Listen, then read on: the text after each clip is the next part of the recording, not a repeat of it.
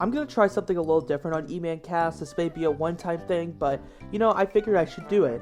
So, a few days ago, I had just 100% beat Mario vs. Donkey Kong. I guess technically, I guess it's not 100% because I didn't complete the time attack challenges, since I didn't feel like that was very necessary in my opinion, but everything else I did complete. Then I just thought I'd give a review on it, just talk about the game, and honestly, I had high expectations going into this game, and they were absolutely blown out of the water. This game reminded me a lot of Captain Toad Treasure Tracker, well, when I first saw the game and when I played it. And Captain Toad Treasure Tracker is seriously one of my favorite games on the Switch. I just love, like, everything about it. It's just super fun and charming. And to see that Mario vs. Donkey Kong got a remake from the Game Boy Advance to the Switch is amazing.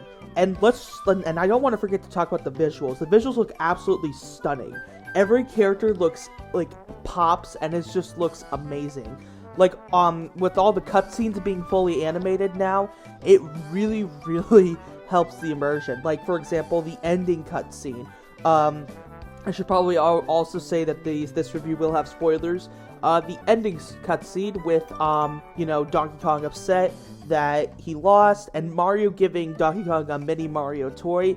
It's such an amazing cutscene that always puts a smile on my face, and now that it's animated, instead of it, I believe in the Game Boy Advance version, it was, like, just pictures. Seeing that you can now, like, see the animation for it is really, really charming and sweet. So yeah, the animation is really good.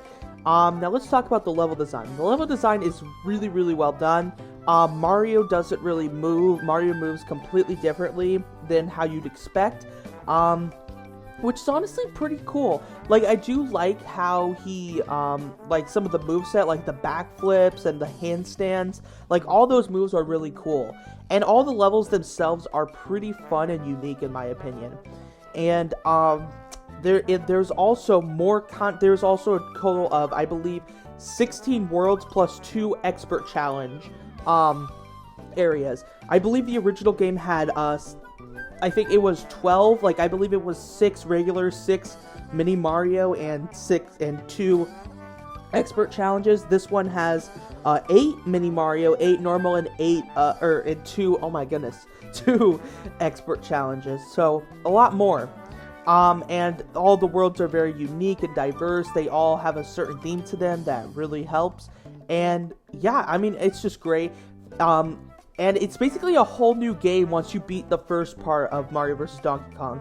So once you beat the first 8 worlds, you'll unlock 8 more bonus worlds called the Mini Mario levels, where you'll essentially have to guide Mini Mario to a course and just help him win. And speaking of Mini Mario, you do have those kind of levels in the base, like, worlds. It will be at the end. There will be the 6 normal levels. There will be a Mini Mario level, and then there will be a Donkey Kong boss level. And when you reach the Mini Mario one, since all the levels are just Mini Mario levels, there's not really another Mini Mario level, and it's just the Donkey Kong levels. And then the Expert Challenges has 16 levels, which some of them were very, very tricky, but I do think they were pretty fun for the most part. And I do think that it was well done. This game has a casual mode, and I know it's just a major skill issue, but I use the casual mode a lot, simply because I was trying to max out my lives to 99 really quick, and the fact that I could take a couple hits was really helpful in making sure that I could keep it at 99, which I ended up getting 99 lives, so it was pretty cool to actually have that. And there is a classic mode where I believe it's just if you get hit by anything, you just die right away. But casual mode puts your player in a bubble and puts you right back to the checkpoint, and you get like 5 bubbles, and then once you run out of those, you'll just die.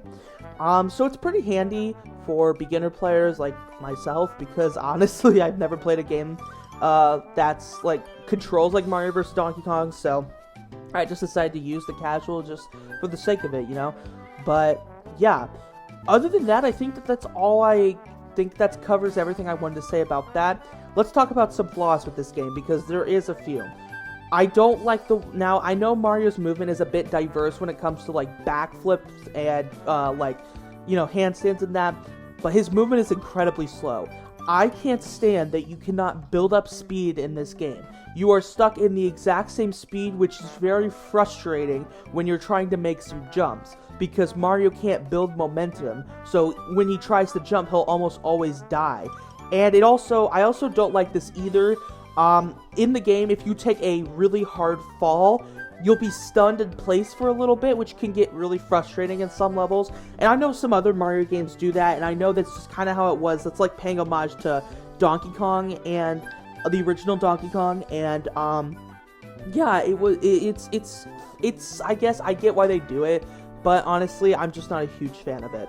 Another thing is each level, this isn't really a flaw, but it's just a thought. Each level has 3 presents that you have to grab, which are essentially like star coins from New Super Mario Brothers, and they're all put in really, they do help the player like figure out what way you're supposed to go. I know this is kind of convoluted. I probably should have talked about this in the segment where I talk about what I liked about the game. But yeah, I thought of that and I just wanted to throw that in there. And another thing I didn't really care for about this game were some of the mini Mario levels. So since you don't have full control of Mini Mario, sometimes he'll just walk into danger. And if Mini Mario dies, you also die. And it's insanely annoying, because there are times where I'm trying to grab something and Mini Mario just hops right into danger, whether that be a Spike, a Shy Guy, or something like that. It's very frustrating at times, and I just wish there was a way you could more effectively control Mini Mario. Kind of like how Double Cherry was in Captain Toad Treasure Tracker and Mario 3D World.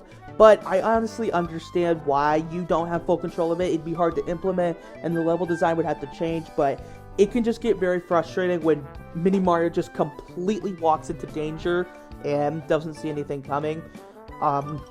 But yeah, that about does it. Again, these are just minor complaints I have, and they're just some flaws with the game that I had, but it's nothing too major in my opinion. Overall, Mario vs. Donkey Kong is a solid remake of the Game Boy Advance game. Oh, I just remembered something. This game has a 2-player. I think I tried it out once just to see like how, like, you know, see if Toad, yeah, it would be your 2-player character is Toad, and I just wanted to see if Toad just controls any different than Mario. To my knowledge, he controls the exact same, and if you have another person who wants to play Mario vs. Donkey Kong with you, then, yeah, there's a 2-player, and I think it works pretty well, to be honest. But I didn't get the chance to fully try it, but it's super cool that it's there, just in case anyone wants to play co-op. It would be hard to implement I'm sure it was hard to implement co-op on the Game Boy Advance, but the Switch is a lot easier when it comes to co-op, so, yeah, it's cool that they added that.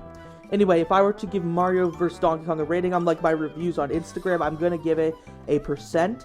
So I'm going to give Mario vs. Donkey Kong an 88%. I really think this is a really solid game, and I just absolutely like loved it. It was just very charming.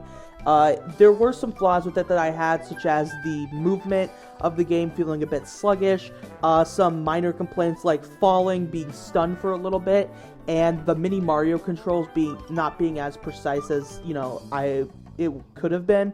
But other than that, this is a really solid game. For $50, I highly recommend picking it up. And I know this game has been out for over a month, so this is kind of a late review, but I just got around to beating it, so I figured I'd make this video. But yeah, it's a great game, and that's about it. Have a good one.